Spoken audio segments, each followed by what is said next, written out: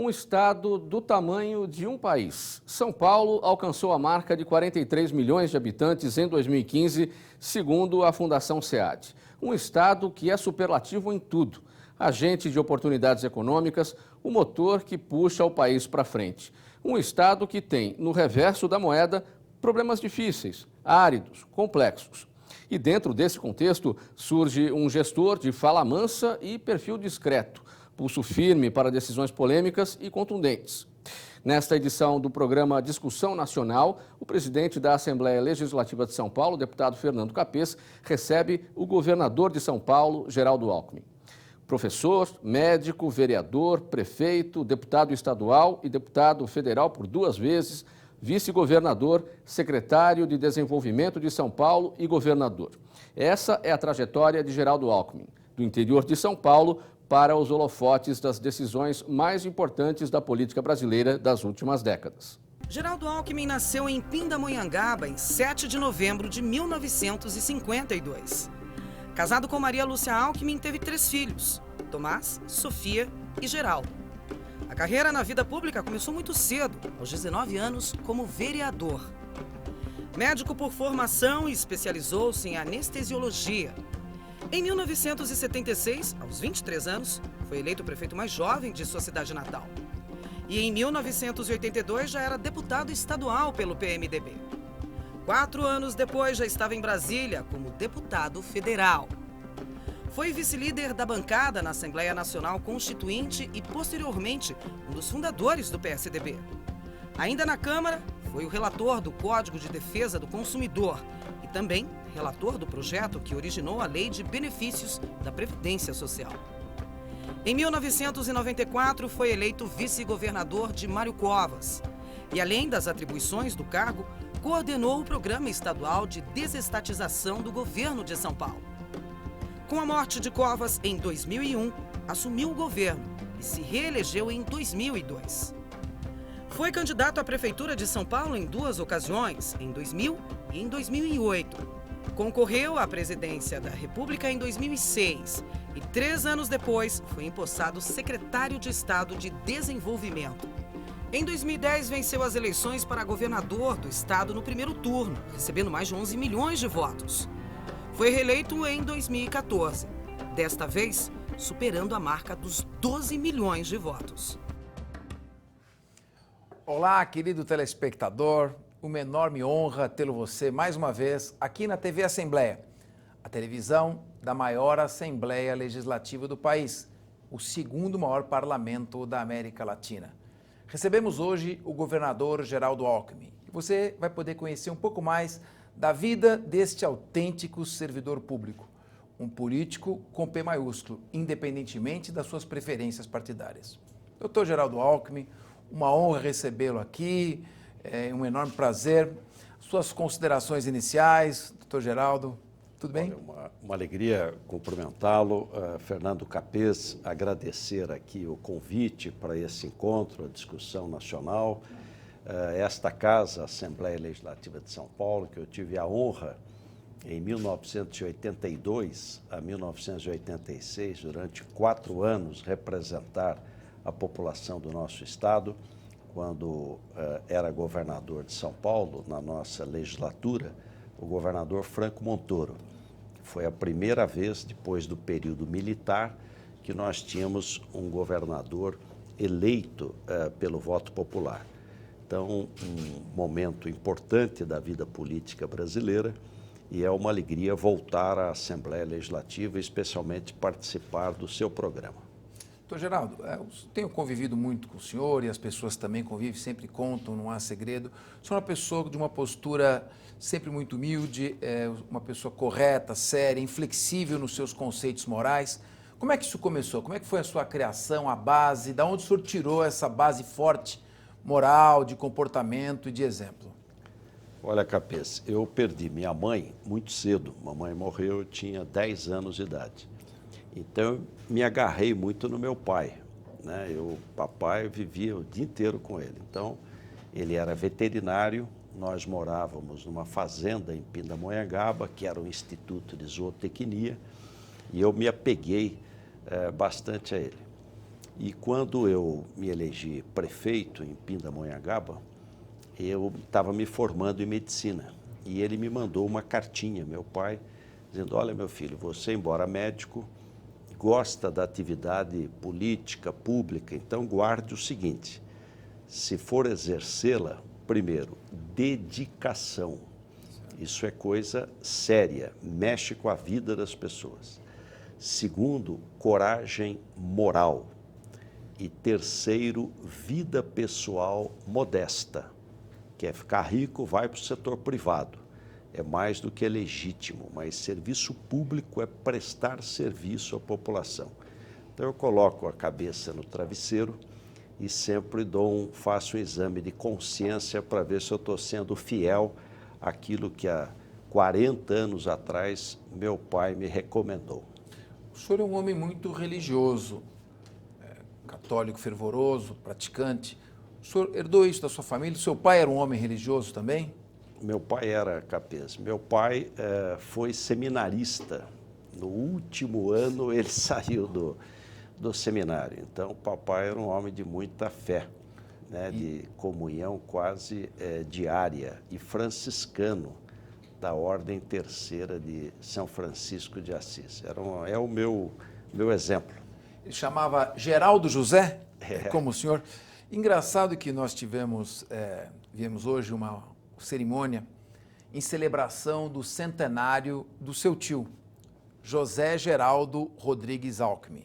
Uma família que tem um governador, o único político a ocupar 4 vezes eleito o governo do estado de São Paulo, e um ministro do Supremo Tribunal Federal, o seu tio. O seu tio chamava José Geraldo e seu pai Geraldo José? Por que isso? Exatamente. A minha avó, Ida, meu pai nasceu antes, então ela era muito devota de São Geraldo Magela. Certo. Então ela deu o nome de Geraldo ao meu pai, Geraldo José. Aí, na outra gravidez, ela ficou muito doente e se apegou a São Geraldo. Aí ela teve o neném, foi tudo bem, meu tio. Ela, de novo, queria o Geraldo, então ela deu o nome de José Geraldo. Então, meu pai é Geraldo José Rodrigues Alckmin. Eu sou filho. Meu filho, Geraldinho, é neto. O meu tio é José Geraldo Rodrigues de Alckmin. O filho dele é filho e o outro é neto. É uma confusão danada. Aí o meu filho, o Geraldinho, que teve gêmeos, eu na expectativa ali de ter mais um Geraldo. Pronto. Mas ele rompeu com a acabou com a tradição. Não pode. Aí a Sofia, minha filha, ia ter uma menina. E começou uma discussão de nome, né? Renata, Helena, Alexa. Aí eu soltei o Geralda. Geralda. Mas não agradou muito, né? Mas que bacana. Com curiosidades para o nosso telespectador. Agora, doutor Geraldo, o senhor se apegou muito ao seu pai, ele cuidou da sua educação. Como foi o gosto despertar pela medicina, em primeiro lugar? O que levou o senhor a fazer? O meu primeiro vestibular foi para agronomia. Perfeito. Então, eu saí do colégio em Pindamonhangaba, fiz para a Exalc, em Piracicaba. Meu pai era veterinário, então sempre morei na zona rural. Eu, até os 16 anos de idade, nunca morei na cidade, sempre na zona rural. Só fui morar na cidade com 17 anos. E aí eu queria fazer agronomia. Fiz vestibular, não passei na USP, na Exalc, e fui fazer cursinho. Aqui em São Paulo, fui a primeira turma do Objetivo, na Paulista, quando o Digênio Objetivo foi para a Paulista. Sim. Aí fiz um ano de cursinho, e nesse interregno acabei namorando uma menina cujo pai era médico. E eu fiquei fascinado pela coisa do médico, né? Aquele tempo que no interior você parava o cinema para chamar o médico, né? Para salvar uma vida. Aí, quando eu fui fazer o vestibular um ano depois, já fiz só para medicina. Acabei fazendo o curso, depois me especializei em anestesiologia, trabalhei em Pindamonhangaba, na Santa Casa e no Hospital Pindamonhangaba, aqui em São Paulo, no Hospital do Servidor Público Estadual e, naquele tempo, na Gastroclínica, hoje Hospital Edmundo Vasconcelos, ali na Rubem Berta. Fiz mais de 2.000 cirurgias e depois acabei prefeito da cidade e deputado. Eu já presenciei em vários momentos de grande pressão, que precisa tomar uma decisão, que precisa manter a calma. Pressão política, pressão administrativa, disputas internas do partido, disputas políticas, decisões administrativas polêmicas. E todo mundo à sua volta nervoso, ansioso, sudorese nas mãos, querendo apressar a decisão e o senhor mantendo aquela calma. Daqui a pouco a gente vai resolver. Isso aí foi a profissão de anestesista que o ajudou, a base religiosa, a orientação do seu pai. De onde o senhor tira esse conjunto para ter essa tranquilidade, essa calma tibetana na hora dos momentos aí decisivos? Eu acho que, primeiro, acumular experiência, né? Porque você vai acumulando experiência, você vai tendo mais condição de poder avaliar. Depois, um pouco da medicina, porque a anestesia é muito estressante, né? Então, você tem que ter um autocontrole maior. E depois também fé, né? Este ano foi um ano muito duro na minha vida. Você perder um filho é a inversão da ordem natural das coisas, né? É uma coisa que não há sofrimento passível de comparação. A gente acorda de manhã pensando e dorme à noite pensando. Eu me apeguei muito à fé. A fé nos faz também mais resilientes, né? Você confiar, né? Pôr na mão de Deus e ir em frente. Então, a fé também é importante nas adversidades, no enfrentamento das questões. Tanto o senhor quanto a dona Lu são muito religiosos, isso sem dúvida está dando muita força, né, para vocês. Mas, doutor Geraldo, o senhor ali em Pindamonhangaba fez o cursinho, se formou em medicina, realizou várias operações, se especializou em anestesiologia e, de repente, o senhor resolveu sair candidato a vereador de Pindamonhangaba. Como é que foi isso? Olha, foi por acaso, porque eu fazia medicina em Taubaté e a faculdade era paga. Então, para ajudar a pagar a faculdade, eu dava aula. Então, eu dava aula à noite no Madureza, hoje é o EJA, Escola de Jovens e Adultos. Então, eu dava aula no Madureza para ajudar a pagar a escola e no cursinho, eu era professor de Química Orgânica em Taubaté, no cursinho. Aí, por acidente, um vereador ia ser candidato, acabou não saindo, meu colega, e eu entrei no último dia. Naquele tempo, o vereador não recebia um centavo. Era uma honra você trabalhar pelo seu município, era uma honra. E nem presidente da Câmara, era tudo gratuito, né? Que ano que foi, doutor? Isso foi eu me elegi em 1973. Fui direto presidente da Câmara e fui o mais votado, porque como eu dava, não é pelo fato de ser jovem, né? Eu tinha 20 anos, mas é pelo fato de que eu era professor dos trabalhadores, a Madureza, né? Hoje o EJA, então eu tinha alunos nas fábricas. Pinda é uma cidade operária, uma cidade de muita indústria, então em todas as indústrias eu tinha alunos. E nos jovens, pelo cursinho, né? Na região. Aí acabei sendo de cara presidente da Câmara, vereador, líder na época da oposição, e aí 4 anos depois era um candidato natural a prefeito. Aí fui prefeito e operava de manhã, 7 da manhã eu estava na Santa Casa. Continuou operando mesmo? Continuava fazendo anestesia. E encerrando o mandato, eu ia voltar só para a medicina. Sim. Aí prorrogaram o mandato, 2 anos. Você vê como é o destino. Então eu pretendia encerrar, ia terminar o mandato, tinha feito um bom mandato de prefeito, com uma altíssima aprovação. Era a década de 70, o Brasil crescia 12% ao ano, o PIB, chamado Milagre Brasileiro, a década de 70. Então, uma beleza. Aí eu ia parar, né? Termino o mandato, volto, fico só na medicina. Aí prorrogou o mandato e coincidiu. Aí o governador Franco Montoro insistiu para eu ser candidato a deputado estadual, estava saindo já da prefeitura, né? Aí acabei me elegendo deputado estadual, vim para a Assembleia, gostei muito do mandato, também continuava operando, sexta-feira, segunda-feira, porque a Assembleia você está muito perto da população, então você está perto é muito participativo o mandato, né? E gostei muito. Só fui candidato a deputado federal em razão da Assembleia Nacional Constituinte. Fazer parte da Constituição. Bom, como prefeito de Pindamonhangaba, quais as medidas que o senhor tomou inicialmente de contenção para ter esse mandato tão reconhecido pela população, a ponto de ser guindado a uma eleição para deputado estadual, que é difícil, principalmente para quem tem uma base eleitoral naquela época na sua cidade? Então, o senhor se recorda como é que eram os políticos na época com qual o senhor convivia? Lembro bem, aquilo ali era uma administração austera, né, e franciscana, porque nós éramos do Mandabrasa, do MDB. Eram dois partidos só, a Arena, do governo, e o MDB. Era o Mandabrasa. Então, eu nunca apareci no Palácio dos Bandeirantes, Brasília, era só trabalhando com o dinheirinho da prefeitura. Mas o Brasil estava crescendo e acabei fazendo um bom mandato. Priorizei muito a área social, então implantação de creches. Foi a primeira creche, Pinda não tinha uma creche. Implantação de creche, pré-escola, postos médicos, infraestrutura urbana.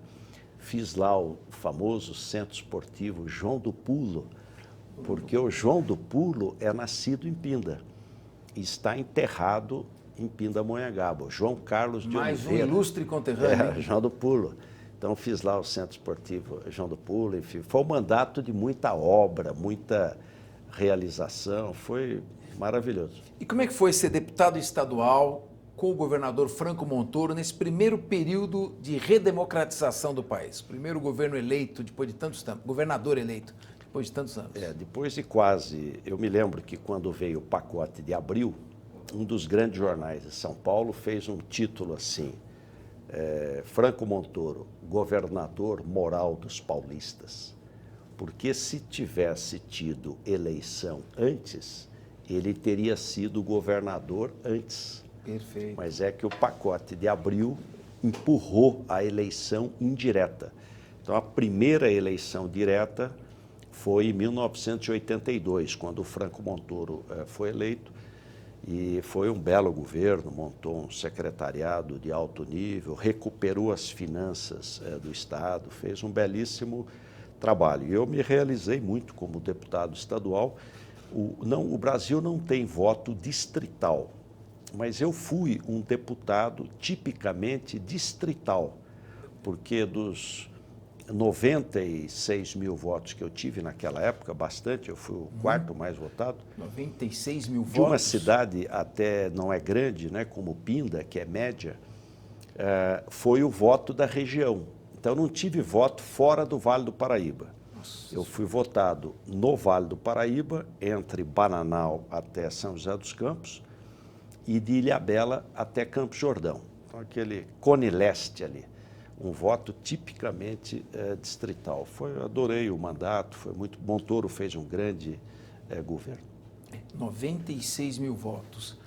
Em outubro de 1982, com a população que existia e trabalhando só numa base eleitoral restrita, realmente a sua administração lá como prefeito o referendou.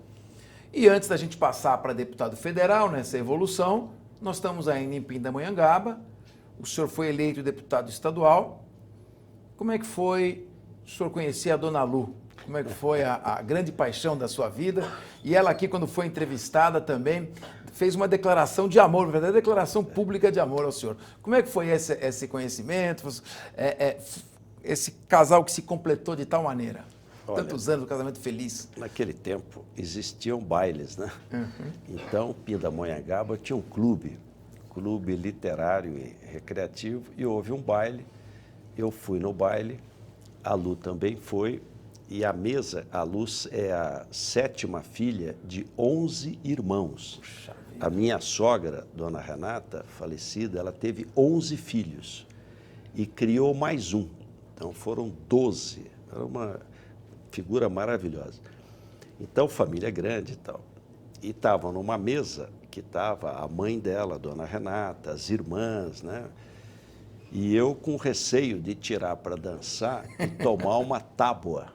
A tábua, na época era a expressão. Naquele tempo, se você tira uma menina para dançar e ela recusa, fica chato, você né? tomava uma tábua. E a mesa que ela estava parecia muito. Então eu falei, nossa, se eu vou ter que atravessar o salão, vou lá e ela me dá uma tábua, né?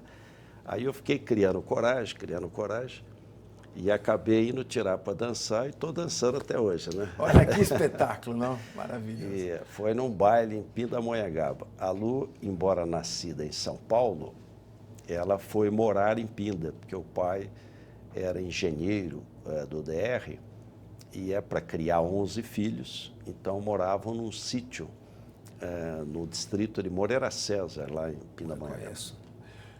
Doutor Geraldo, o senhor vai, agora com a dona Lu, atravessa aqui na cidade de São Paulo, cidade complicada, como deputado estadual, atendeu às suas bases e o senhor resolve se candidatar a deputado federal. Mas não um deputado federal qualquer, um deputado federal constituinte, porque foi votada a Constituição de 88. Como é que foi fazer essa campanha? O senhor, como deputado, faz aquela campanha mais modesta, mais tranquila, visitando associações de bairro, conversando com a comunidade. Como é que foi isso? Olha, Capês, eu só fui candidato a federal porque ocorreu a Assembleia Nacional Constituinte. Aí eu falei, se eu me eleger deputado federal, participo da Assembleia Nacional Constituinte e eu estava louco para voltar para Pinda. Certo. Porque eu gostava muito da medicina, gostava muito da vida lá em Pinda, adorei ser prefeito, então eu quero voltar para a medicina. Se for o caso, até amanhã vir a ser prefeito mais uma vez, mas enfim, voltar para casa. Então eu vou ser deputado federal, participo da Constituinte e CFNI. E realmente me elegi deputado federal, exerci o mandato e acabei ficando mais um mandato, porque aí nós criamos o PSDB. Certo, o PSDB foi criado no final da Constituinte, em 1988. O senhor foi o fundador número 7, se não me engano? Eu fui a assinatura número 7. E aí fui presidente do partido aqui no Estado. Acabei, então, organizando no Estado de São Paulo todo o partido.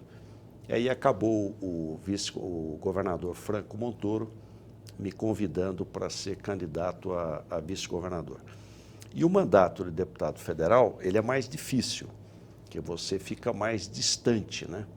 Eu sempre citava Santo Antônio de Pádua, porque se você está lá em Brasília, abandonou as bases, né? Está longe, sim, ficou importante. Se você está nas bases, o Congresso está vazio, né? Abandonou o trabalho, e só Santo Antônio de Pádua tinha o dom da ubiquidade. Perfeito. Que é estar ao mesmo tempo em dois lugares. Então, se você está aqui apanha, se você está lá também apanha, né? Não é um mandato fácil. Mas fui 2 vezes deputado federal e fui relator de alguns projetos importantes, como a Lei Orgânica de Saúde, a Lei de Benefícios da Previdência, apresentei o projeto Código de Defesa do Consumidor. Então, do ponto de vista de atividade legislativa, foi muito interessante. Porque o Brasil é até uma crítica que eu tenho, Capês, e você tem defendido muito isso, o Brasil é uma federação muito no papel. Nós precisamos ser um federalismo para valer. Então você liga a televisão, todo dia é Brasília, Brasília, Brasília, Brasília. Os melhores modelos de federação são os Estados Unidos. Cada estado tem competência para legislar. Canadá, Alemanha, a nossa federação ela é muito centralizada. Então, você pega a legislação eleitoral, penal, Código de Processo Penal, consumidor, tributário, é tudo federal, previdenciário. Eu defendo que haja uma descentralização maior, permitindo cada estado poder avançar um pouco na sua legislação, respeitando a singularidade regional. Isso é muito importante, revela respeito aos Estados-membros e espírito democrático. Governador, o senhor não tem o dom da ubiquidade, ele está em 2 locais ao mesmo tempo, como Santo Antônio de Pádua. Mas o senhor era abençoado e protegido por São Geraldo. Então o senhor continuou muito querido na sua base e fez um mandato importante. Eu queria perguntar um pouco desse seu mandato de constituinte. Como é que foi ser deputado constituinte, depois da última Constituição nossa democrática, foi em 1946. Então, vamos falar em 42 anos depois, nós aprovamos a Constituição de 5 de outubro de 88. Então, a impressão que dava é que foi todo mundo, aquele ditado, quem nunca comeu melado quando come se lambuza. Foi todo mundo querendo direitos e direitos e direitos. Como é que foi a pressão, as forças que atuaram sobre a Constituinte e sobre, no caso, Bernardo Cabral, que foi feito uma ação conjunta da Câmara dos Deputados e do Senado Federal. O que o senhor lembra disso? Olha, a Assembleia Nacional Constituinte e a nova Constituição brasileira, ela foi um avanço, sob o ponto de vista dos direitos individuais e coletivos, cidadania. Ela trouxe avanços extremamente importantes, mas ela foi muito detalhista, muito enciclopédica. E aí, no mundo que é muito rápido, que é o mundo da mudança e da velocidade da mudança, se você tem uma carta magna, uma lei maior, que não são de princípios, mas que vai ao detalhe, aí depois você tem que estar mudando. São as chamadas emendas constitucionais. A Constituinte, eu vejo que um grande divisor de águas no mundo foi a queda do Muro de Berlim. Perfeito. Então, a Constituição brasileira, a Assembleia Nacional Constituinte, é pré-queda do Muro de Berlim.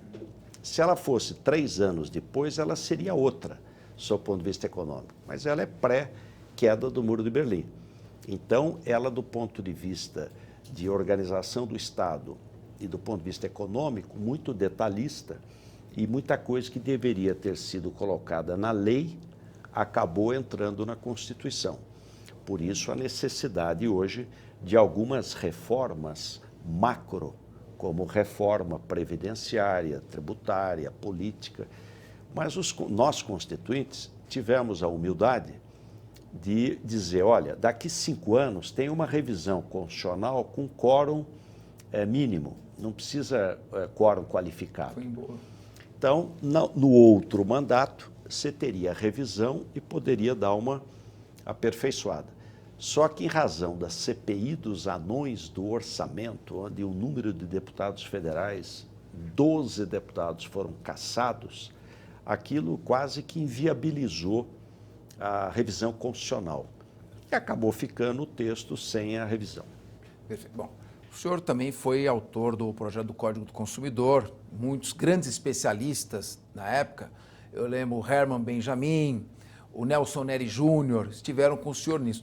E foi 1990, o Código do... 89, né, para entrar em vigor em 90, e até hoje o Brasil tem uma das legislações mais avançadas de proteção ao consumidor. Como é que o senhor usou a sua experiência e esse apoio para fazer, juntamente com os outros deputados, um código tão consistente como esse? Olha, fruto de muitas mãos, né? Então, você citou muito bem grandes juristas, como o ministro do STJ, o Antônio Herman Benjamin Vasconcelos, membro do Ministério Público, o Nelson Neri Júnior, que depois foi para a magistratura, o desembargador Kazuo Watanabe, a professora Ada Pellegrini Grinov, enfim, Geraldo Filomeno, grandes juristas aqui de São Paulo. José Geraldo Brito Filomeno. Então, fruto de muitas mãos. E aí nós apresentamos um substitutivo e até era interessante, porque código de defesa? Dá a impressão que o consumidor está sendo atacado. Não, é defesa mesmo do consumidor, porque o consumidor é a parte mais fraca nas relações de consumo. Não é porque eu vou comprar um carro e a indústria automobilística é mais rica do que eu. Não. É porque o consumidor tem menos informação do que quem vende o produto ou quem presta o serviço. Eu vou num dentista, ele fala, o senhor precisa tratar o canal. Eu não tenho como discutir com ele, eu não tenho o mesmo nível de informação neste serviço. Ou na compra de um computador. Então, claro que a legislação ela deve estabelecer direitos muito claros para o consumidor que não tem todo o conhecimento, a informação que o prestador de produto e de serviço. Então, uma legislação que pegou. O Código de Defesa do Consumidor é uma lei que pegou, uma lei boa, melhorou as relações de consumo. Tanto é que as empresas criaram ouvidoria, criaram uma série de instrumentos para atender bem o consumidor. Interessante, telespectador, que o Dr. Geraldo Alckmin foi o principal responsável, principal parlamentar responsável pelo Código de Defesa do Consumidor. Nunca fez apologia disso, mas ele, na verdade, é o pai dos defensores dos direitos do consumidor. Hoje há tantos políticos, é bom que existam, mas, na verdade, vamos lembrar aqui quem é que foi o responsável por essa elaboração. E o responsável que buscou apoio dos mais importantes juristas do país. Daí o Código ter sido uma legislação tão sólida e nada demagógica, efetiva. Doutor Geraldo, foi seu segundo mandato, eu lembro do programa dos Anões do Orçamentos, foi em 93, termina o mandato. 1994, o senador Mário Covas resolve sair candidato a governador de São Paulo. Quem deu para ele a feliz ideia de convidá-lo? Leal, correto, efetivo e trabalhador. Quem deu a ideia de chamar Geraldo Alckmin para ser vice-governador? Foi a generosidade do presidente Fernando Campes. Mas, na realidade, eu era presidente do partido aqui no estado de São Paulo. Então, o nome aflorava. Mas o governador Mário Covas tinha várias opções. Depois elas foram afunilando. Então, ficamos eu e o ex-ministro Walter Barelli, que tinha sido ministro do Itamar Franco, ministro do Trabalho. E o Covas, muito democrático, não queria tomar uma decisão pessoal. Então, ele reuniu uns 30 líderes do PSDB, Montoro, Fernando Henrique, Serra, deputados federais, estaduais, outras lideranças, no apartamento dele. E pediu para que eu e o Barelli fôssemos tomar um café fora. Então, nós dois saímos, naquele tempo não tinha celular, nenhum dos dois, fomos tomar um café e ficamos aguardando o telefonema, né, lá para a padaria. Aí ligaram, olha, pode voltar. Aí voltamos e foi feito o convite, eles fizeram lá uma discussão. O Barelli foi depois secretário do Trabalho do Mário Covas, um grande secretário do Trabalho. Veja, o Banco do Povo, programas de qualificação profissional, todos da época do ex-ministro Walter Barelli. E eu acabei, na convenção, homologado candidato a vice-governador e fui copiloto de um grande comandante. Porque o Mário Covas, Capês, ele tinha a objetividade do engenheiro politécnico. Não tinha muita conversa, ele era extremamente objetivo. E tinha a sensibilidade do homem público. Então, uma sensibilidade enorme para a questão social e muita firmeza para fazer o ajuste fiscal, né? Uma obra de gigante. Porque quando ele assumiu em janeiro de 1995, o Estado não pagou salário dos funcionários. Os funcionários do Estado de São Paulo só receberam salário em janeiro até R$500, vamos dizer. Não tinha dinheiro nem para pagar salário. E tinha mais de 1,5 bilhão de dívidas, obra parada no estado inteiro, rodovias, hospitais, fórum, escola. Foi dramática a situação. E aí foi recuperando e fez um belo trabalho. Essa dupla que administrou São Paulo, governador Mário Covas, vice-governador Geraldo Alckmin, pegou não só o Estado numa situação financeira complicada, mas o país vivendo um período de hiperinflação, que era muito difícil segurar os contratos, os reajustes. Como foi esse primeiro desafio de ter que tomar medidas antipáticas de saneamento do equilíbrio fiscal? Como é que é? Porque todo político gosta de dar as medidas, das boas notícias. Que político não gosta de dar sempre aumento aos funcionários, fazer cortesia com o chapéu alheio, que é o dinheiro público. Como foi tomar essa decisão e enfrentar isso durante esse período? O Mário Covas, Fernando Capês, ele dizia duas coisas. Uma é que o povo prefere um não explicado do que um sim que ele sabe que não vai ser cumprido. Então ele agia com absoluta transparência e veracidade. A segunda, ele dizia, olha, o ajuste fiscal não é uma medida economicista, é uma medida social, porque sem dinheiro não faz hospital, não faz escola, não faz saneamento. Então é preciso fazer um ajuste, ou seja, evitar desperdício, buscar eficiência no investimento público, cortar gastos desnecessários, fazer uma reforma do Estado.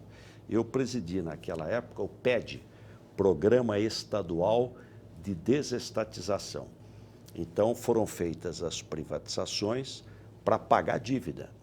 Tanto é que São Paulo pagou 20% do estoque da dívida e teve os menores juros.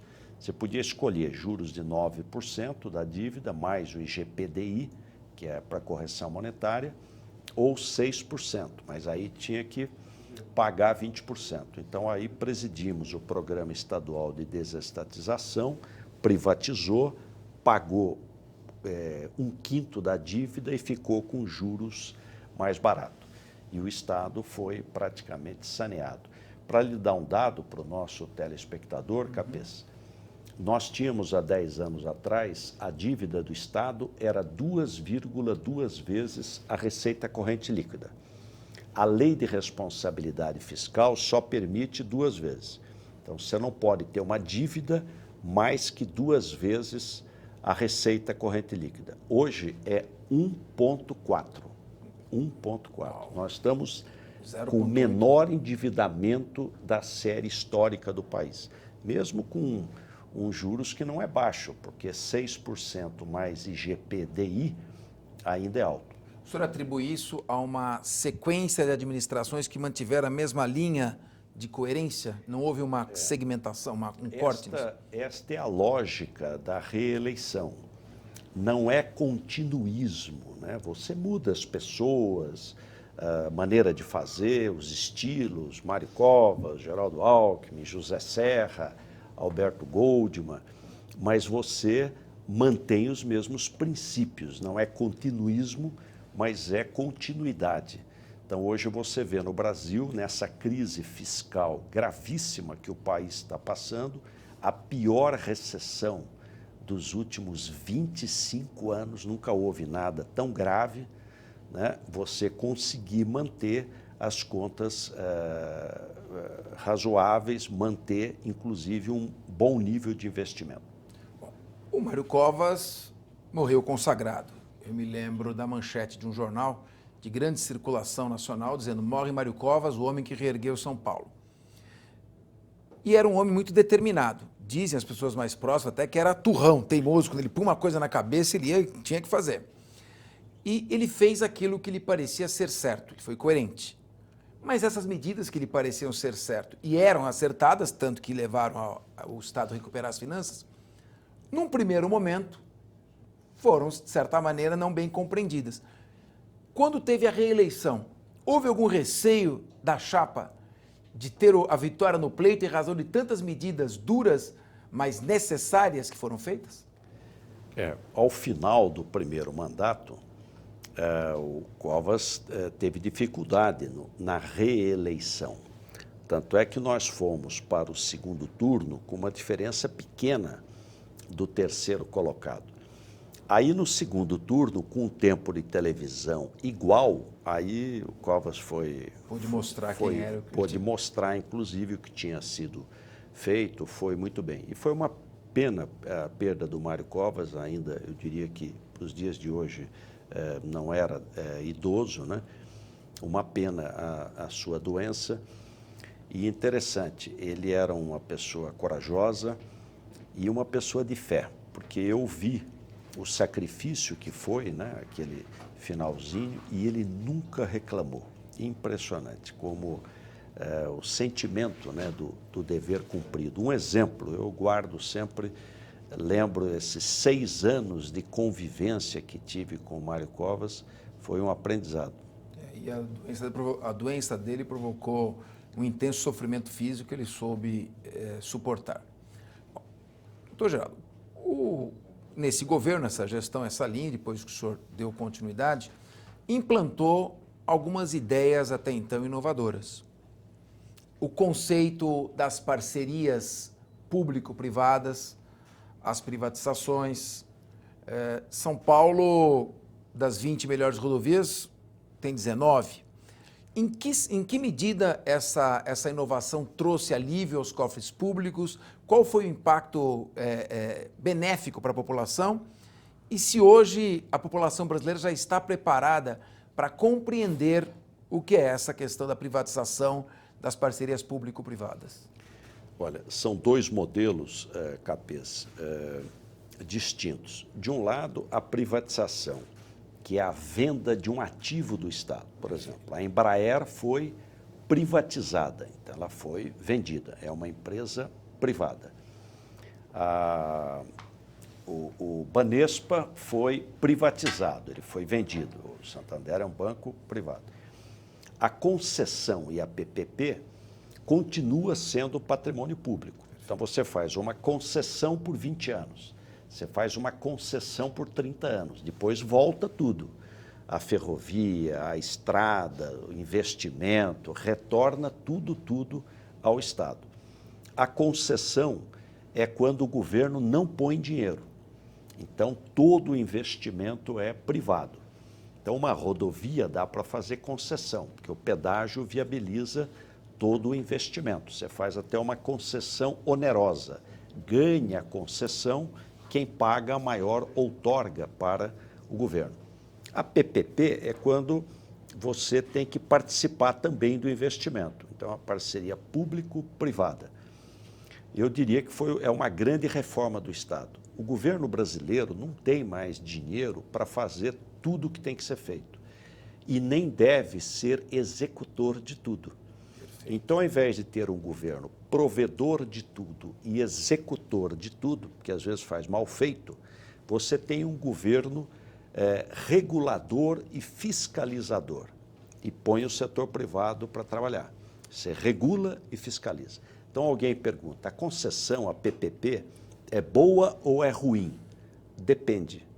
Se tiver um bom marco regulatório e uma boa fiscalização, é ótima, é ótima. Se não tiver um bom marco regulatório e uma fiscalização severa, não. Então, é fundamental essa reforma do Estado. O que São Paulo fez? As rodovias. Então, nós temos hoje as melhores autoestradas do país e serviço público de qualidade, atendimento ao usuário, médico, ambulância, mecânico, guincho, câmera de vídeo, policiamento, e depois retorna tudo para o governo. Eu lancei agora, há 30 dias, um programa de 13,4 bilhões de reais de novas concessões. O Brasil precisa hoje emprego, preservar emprego e criar emprego. Infraestrutura e logística gera muito emprego. Uma obra nossa do metrô, a linha 5, ela tem hoje 5.700 pessoas trabalhando na construção da nova linha do metrô. Então, lancei um programa que inclui 4 lotes de rodovias no estado de São Paulo, tá? 2.400 quilômetros. 5 aeroportos de aviação executiva, Jundiaí, Campinas, Aeroporto dos Amarais, Bragança, Ubatuba e Itanhaém, os do litoral, Itanhaém, inclusive, como base offshore do pré-sal. 2 linhas de metrô, uma linha de metrô, uma linha de monotrilho, linha 5 e linha 17. E 5 áreas de ônibus. Isso deve gerar 13,4 bilhões de investimento no Estado e, ao longo do tempo, quase 200 mil empregos na cadeia produtiva. Então, eu diria que é importante. O que hoje pode ajudar a segurar o emprego é isso, é infraestrutura e logística. E isso reduz o custo Brasil, porque você diminui gastos, né, na área de logística. O seu governo vem cortando significativamente despesas, cortando gastos, atraindo investimentos, procurando manter a todo custo o equilíbrio fiscal entre o que se arrecada e o que se gasta. Como São Paulo está reagindo a esta enorme crise econômica e a retração dos investimentos e da arrecadação tributária. E como é que está essa queda de arrecadação? Olha, ela é severa, porque com uma queda do PIB de 3,62%, que é o que deve acontecer esse ano, a arrecadação cai mais, porque você perde pela retração econômica. Vamos pegar a indústria automobilística. Este ano, de janeiro a setembro, vendeu 21,7% a menos de veículos do que o ano passado. O ano passado vendeu 7,5% a menos que 2013. 2013 vendeu 1,7% a menos que 2012. Então, é um desastre completo. E você perde pela inadimplência, porque o empresário primeiro paga os empregados, depois os fornecedores, depois imposto. Então, você tem uma grande perda de arrecadação. O que nós fizemos, então? E quero agradecer aqui a Assembleia Legislativa, porque foi tudo feito por lei, procurando reduzir gastos. Então, nós fechamos 4 fundações, Fundação Serete, Fundação Cepam, Fundap, Fundação Sutaco, uma empresa estatal, a CEPETUR, Secretaria de Estado, vendemos avião, helicóptero, reduzimos frota de automóvel, diária, hora extra, fizemos todo o ajuste fiscal necessário. Agora, o Brasil tem que voltar a crescer, senão não tem solução. Nós não podemos ter mais um ano de PIB negativo. Então, a política fiscal brasileira, ela é frouxa, quer dizer, o governo federal gasta demais, a política monetária não tem sentido com uma recessão que chega à depressão econômica, você ter a segunda maior taxa de juros do mundo, 14,25% a taxa Selic, e política cambial era moeda sobrevalorizada. Agora o câmbio melhorou, porque com moeda, o dólar a 3,80, aí você exporta muito e você recupera a atividade industrial e fortalece também o turismo. Então, o mundo que cresce, se pegar a China, a Índia, é política fiscal dura, política monetária com juros baixos para crescer e política cambial com moeda desvalorizada. O Brasil sempre fez política fiscal frouxa, nós chegamos a 38% do PIB de carga tributária, o brasileiro trabalha 5 meses para sustentar o governo, juros o maior do mundo, né, e política cambial, moeda sobrevalorizada. Claro que ia acontecer o que aconteceu. Agora é recuperar o mais rapidamente possível. Quais as medidas que o senhor entende mais prioritárias da reforma administrativa, o senhor falou, reforma tributária, com a sua experiência de administrador, o que seria aqui nesse momento prioritário fazer em termos de transformações? Eu vejo, Capês, que tem 2 crises. Uma crise política, de falta de liderança na área federal, dos escândalos do PT e tal. E tem uma crise estrutural. O Brasil ficou caro antes de ficar rico. Então, ficou muito caro. Então, precisa fazer reformas macro, né? Eu destacaria, primeiro, reforma política. Não é possível ter 35 partidos políticos. Você não tem 35 ideologias. Pior do que ter 35 partidos é ter 29 na Câmara Federal. Essa fragmentação da representação política, ela é um desastre. Se pegar os Estados Unidos, pode ter 100 partidos, mas tem 2 no Congresso Nacional, praticamente. Se pegar a Itália, tem 45 partidos, mas tem 4 partidos que têm 80% da representação do parlamento. Então, reforma política, proibindo coligação proporcional e estabelecendo cláusula de barreira. Certo. A segunda, eu destacaria a reforma previdenciária, porque nós vivemos num outro mundo, graças a Deus. O Brasil, a expectativa de vida média no século passado era 43 anos de idade. Hoje é 75, São Paulo é 77, as mulheres chegam a 80 anos de média. Quer dizer, muitas vão e subindo. Então é preciso ter cálculo atuarial, né? Quando a gente estimula a aposentadoria muito precoce, você prejudica quem está aposentado. Porque quanto mais aposentados tiver, menor é o valor. Então, é preciso preservar aquele que realmente, o chamado otium con dignitate, né? O ócio com dignidade, que ele ganhe realmente para viver e não ter que voltar ao mercado de trabalho. A outra reforma do judiciário. Hoje nós ouvimos do ministro Ricardo Lewandowski, presidente do Supremo Tribunal Federal, que o Brasil tem mais de 100 milhões de processos. Então é preciso fazer uma reforma do judiciário. Reforma trabalhista. Nós precisamos estimular emprego, estimular emprego, estimular emprego, estimular renda. Então, quanto mais você puder flexibilizar, mais você estimula, né, geração de emprego. E é o crescimento da economia que melhora salário e renda. Enfim, são reformas, reforma tributária, você simplificar o modelo tributário e faz em etapas, né? Faz em etapas, vai avançando por etapas. Há uns 3 anos atrás, eu ingressei com uma ação popular, antes de ter Lava Jato, todos esses escândalos, para obrigar a Petrobras a fornecer os critérios técnicos de reajuste dos combustíveis. A manipulação dos preços artificialmente gerou, o economista Eduardo Guardia calcula em 100 bilhões de reais.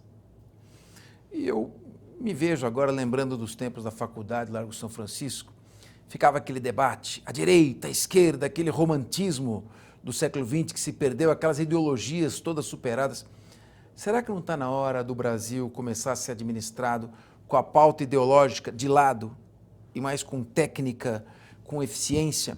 Como é que a gente vai fazer para superar esse eterno debate entre direita e esquerda e amadurecer que o que importa é manter o equilíbrio entre o que se arrecada e o que se gasta? Como é que o senhor vê essa questão? Você colocou muito bem, Capês. Eu diria que hoje é difícil você distinguir esquerda de direita. Hoje você pode dizer o seguinte, é populismo e responsabilidade fiscal.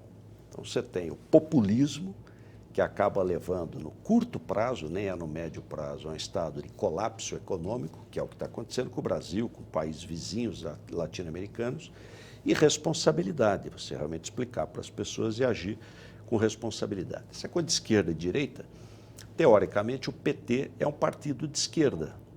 No entanto, tem uma política monetária de extrema direita. Quer dizer, você pegar a taxa de juros do Brasil, segunda maior do mundo, sem demanda, o que pode explicar isso?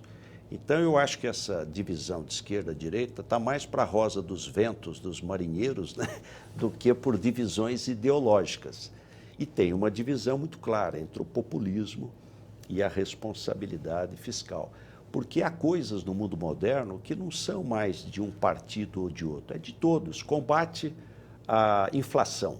Tem que ser de todos, não pode ser objeto de divisão partidária. Responsabilidade fiscal tem que ser de todos. Eficiência no gasto público, redução de custo do país, inserção na economia internacional. Nós temos hoje uma grande oportunidade de exportação com o dólar, porque com o dólar a 3,80, você vai exportar, ganhou competitividade. Agora, o Brasil está isolado, do ponto de vista de acordos comerciais. Totalmente isolado. Então é preciso, por exemplo, o Mercosul fazer agora acordo com a União Europeia. E o Brasil também não pode ficar só amarrado ao Mercosul. Ele precisa reconquistar mercado e aproveitar o câmbio para exportar mais e reerguer a economia. Eu tive agora em alguns encontros internacionais, em Chicago, tive recentemente em Israel, e se percebe que nos ditos países de primeiro mundo há uma maior objetividade. As pessoas arregaçam as mangas, metem a mão na massa e fazem experiências, experimentam, agem. Não sei, nós perdemos muito tempo com o debate, né? Debatendo. Levamos 10 anos debatendo o óbvio para no 11º ano fazer o que devia ter sido feito no primeiro ano. O senhor foi ao segundo turno da eleição presidencial em 2006. O senhor deu um susto no outro candidato. Perdeu o Brasil? Nós ainda não tínhamos acordado para essa realidade de que é necessária eficiência em vez de discursos bonitos? Olha, Capês, eu perdi a eleição, além dos méritos, né? Não quero tirar o mérito de quem venceu, mas perdi para a reeleição, porque a reeleição ela é desigual. Quer dizer, eu tive que renunciar ao governo de São Paulo, que eu nem estava disputando 9 meses antes, renunciar, virar ex-governador. E o adversário na presidência da República com a caneta cheia. Nós copiamos o modelo norte-americano. E o modelo norte-americano é mandato de 8 anos, podendo interromper no meio. É impressionante como a reeleição é desigual. Sim, verdade. Então, o cara, para perder uma reeleição, precisa ter muito problema, porque normalmente acaba se reelegendo. E além, às vezes, do uso da máquina pública. Então, eu acho que a reforma política é um dos temas importantes aí do debate. Governador, o senhor mantém, já não só desse governo, mas em outros também, e não estava eu na presidência da Assembleia, uma relação bastante republicana com o Poder Legislativo. Aqui não tem mensalão, mensalinho, e a Assembleia, inclusive, não trabalha por emenda parlamentar, mas com responsabilidade. Como é que o senhor vê essa bandalheira, essa crise do Congresso Nacional e a Presidente da República? Onde vai parar isso? Olha, ela é muito triste, né? Porque nós vivemos uma policrise. Você tem uma crise política muito séria que paralisa, né, o país. Você tem uma crise econômica muito grave, com uma recessão. Tem uma crise social, com aumento do desemprego. Tem uma crise ética, né, com desvios de recursos públicos. E o que é assustador são os montantes. Você verificar que um funcionário de 4º escalão da Petrobras, no primeiro aperto, já faz um acordo para devolver 100 milhões de dólares, é impressionante, né? Então, isso mostra... Agora, de outro lado, nós vivemos também um novo momento, que é de punição. Que você tem... corrupção não é só no Brasil, você tem no mundo inteiro.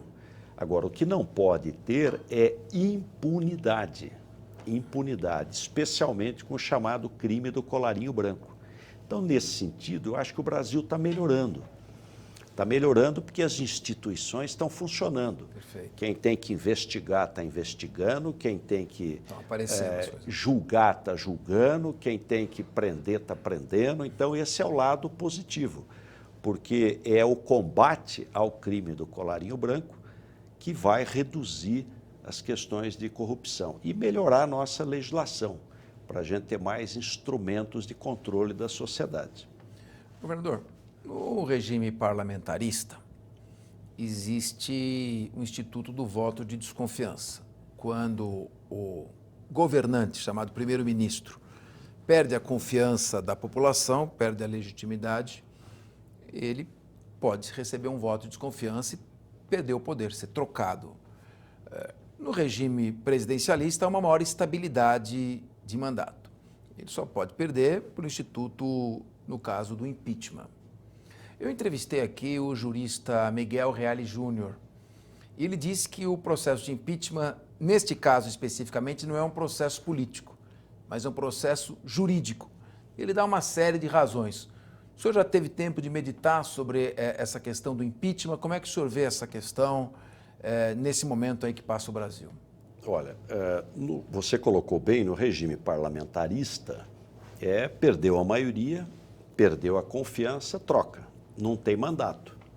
Você pode trocar todo ano ou pode ficar, como ficou a Margaret Thatcher, Felipe González e outros, mais de 10 anos. Então, no parlamentarismo, você dá estabilidade ao que deve ser estável, que é o chefe de Estado, e instabilidade ao que deve ser instável, que é o chefe de governo. Só que, no Brasil, o PSDB, por exemplo, defende o parlamentarismo, mas não pode ser implantado agora. Como é que você vai ter parlamentarismo com 29 partidos no Congresso Nacional? O parlamentarismo pressupõe partidos políticos programáticos, né? E não essa fragmentação. Você teria que primeiro fazer reforma política. O regime presidencialista também tem instrumento de controle e de substituição, que é o impeachment. Então, o regime presidencialista é mandato, ele tem mandato definido, é 4 anos, mas você pode tirar através do impeachment, que a Câmara dá admissibilidade e o Senado julga o mérito. Já o tivemos. Eu era deputado federal, votei favorável ao impeachment do presidente Collor. E o Brasil ganhou, porque você realmente puniu, você realmente afastou um governo que haviam ali denúncias comprovadas de corrupção, entrou o vice-presidente Itamar Franco e foi feito o plano real com o presidente Fernando Henrique. Então, o governo do Itamar Franco, que foi curtinho, ele trouxe um ganho para o país que, pela primeira vez, controlou a inflação e passou a ter uma moeda digna desse nome, uma moeda forte como o real. Então, nós temos instrumentos jurídicos constitucionais perfeitos. A Constituição é muito clara, dá direito de defesa, estabelece o contraditório, mas ela tem respostas dentro da lei, dentro da Constituição. Eu tenho defendido, Fernando Capês, que é investigar, investigar, investigar e cumprir a Constituição. Governador, eu costumo dizer que a nossa vida é como um livro em que nós escrevemos a nossa biografia. E cada dia é uma página a ser escrita. O senhor contou aqui uma história bonita de vida. O senhor perdeu a mãe muito novo, criança. Seu pai assumiu a educação dos filhos, com rígidos exemplos e lições. O senhor foi, então, vereador de Pindamonhangaba. Foi prefeito de Pindamonhangaba. Sem sair da sua cidade, se elegeu deputado estadual com quase 100 mil votos. Depois o senhor foi eleito deputado federal constituinte, responsável principal pelo Código de Defesa do Consumidor, a mais avançada e sólida legislação do país na defesa do consumidor. O senhor vai se reelege deputado federal, vice-governador e é o único político a ocupar por 4 vezes o governo do estado de São Paulo, tendo ao seu lado, num casamento sólido, Dona Lu Alckmin, e sem nunca terem levantado nada que pudesse falar contra a sua honorabilidade. O que esse livro ainda espera de Geraldo Alckmin? Que páginas poderão ser escritas? Olha, Capês, eu nunca fui nada programado, né? Eu acabei até enveredando pela atividade política, como disse no início, por acidente, né? Porque o que eu desejava era realmente ficar no exercício da medicina. Aliás, quando me afastei do governo, fiquei 4 anos fora, voltei para a medicina. Fui fazer ambulatório na Escola Paulista de Medicina, dar aula na Faculdade de Medicina, voltei para a atividade da área de saúde. Meu pai sempre disse, né, quer dizer, coloque nas mãos de Deus e vai. O futuro traz a sua própria aflição. Nós temos que fazer bem feito aquilo que a gente faz hoje, né? Fazer extremamente bem feito, fazer o máximo, ninguém é perfeito, mas fazer o máximo. E eu diria que esse momento é um teste de liderança, porque ser governo com dinheiro sobrando é fácil, é fácil. Agora, ser governo sem dinheiro, com uma recessão desse tamanho, é na adversidade que você forja líderes. Porque é na adversidade que você tem que sentir confiança e ver quem está tomando as providências aí necessárias para enfrentar esse período. Então, e quero aqui destacar que ninguém faz nada sozinho e agradecer a parceria da Assembleia Legislativa de São Paulo e a rapidez nas suas decisões. Eu votei na Constituinte favorável à medida provisória para casos de extrema urgência e de extrema relevância, porque o mundo moderno você precisa ser muito rápido, então não era possível ficar esperando meses. Então o Estado moderno dá instrumentos ao governante para que ele possa ser mais rápido. É que a medida provisória foi desvirtuada. Aí o que era para ser exceção virou regra. O governo passou a legislar por medida provisória, quando era apenas para casos de extrema urgência e relevância. Mas São Paulo nem precisa de medida provisória. De tal ordem, o parlamento responde. Não quer dizer que aprove o que o executivo quer, porque corrige, aperfeiçoa, critica, melhora, mas responde. E isso é importante do ponto de vista de fortalecer a democracia. Querido telespectador, O programa Discussão Nacional entrevista personalidades importantes do mundo político de todos os partidos. Nós já entrevistamos aqui o ministro da Justiça, o professor José Eduardo Martins Cardoso, que mesmo estando no momento em que ele foi entrevistado, um momento muito desfavorável, nós aqui demos o testemunho, e eu conheço da sua honorabilidade. Portanto, esse programa não tem partido político. Eu hoje entrevistei um político com P maiúsculo, um homem público que dá exemplo. E você teve a oportunidade e o privilégio de conhecer nesta hora um pouco mais essa figura do governador Geraldo Alckmin. Até o próximo Discussão Nacional.